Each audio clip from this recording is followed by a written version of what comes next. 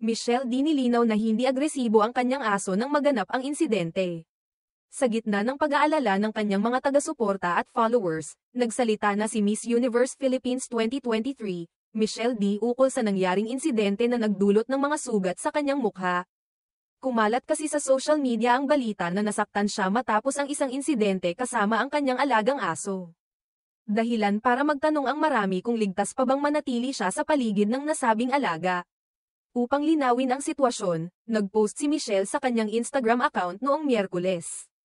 Ika-4 ng Hunyo. Sa kanyang post, detalyado niyang ikinwento ang mga pangyayari sa umagang iyon, at ipinaliwanag na walang intensyon o pagiging agresibo ang kanyang aso sa naganap na aksidente. A morning full of supposed routine cuddles turned into a "just my luck" moment. Ikinwento ng beauty queen at aktres na habang nilalaro at niyayakap niya ang kanyang aso. Aksidenteng nasagi ng ngipin nito ang kanyang mukha, partikular sa bandang pisngi at baba. Hindi ito sinadyang kagatin o sugatan siya. Kundi sadyang, maling oras at maling pagkakataon, lang daw ang lahat. To be fair, my fur baby's tooth just happened to graze my face at the wrong place, wrong time. No aggression, just an honest accident, dagdag pa ni Michelle. Bagamat makikita sa kanyang mukha ang mga sugat matapos ang insidente, hindi nagbago ang pagmamahal ni Michelle sa kanyang alaga. Sa halip, ipinakita niya ang kanyang malasakit at pangunawa, tinawag pa rin niya itong, "still my baby girl", na patunay na hindi naapektuhan ang kanilang relasyon bilang pet at fur parent. Ayon kay Michelle, naiintindihan niyang may mga pagkakataong hindi talaga maiiwasan ang ganitong mga pangyayari lalo na kung kasama sa araw-araw ang mga alagang hayop. Kaya naman nanawagan din siya sa publiko na huwag husgahan agad ang kanyang aso base lamang sa nasabing aksidente. Walang perpektong alaga, at kahit gaano natin sila kalagan, may mga bagay na hindi natin kontrolado. Ang mahalaga, nauunawaan natin na hindi ito sinasadya at hindi natin sila dapat katakutan o sisihin, ani Michelle.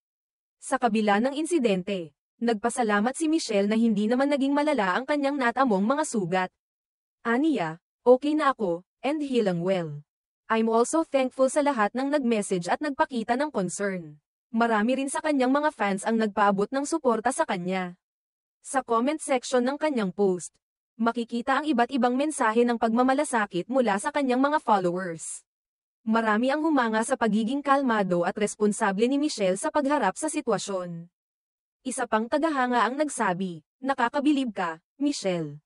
Hindi lahat ng tao kayang magpakita ng ganitong klaseng pagmamahal at pag-unawa sa kabila ng pananakit, kahit aksidente lang."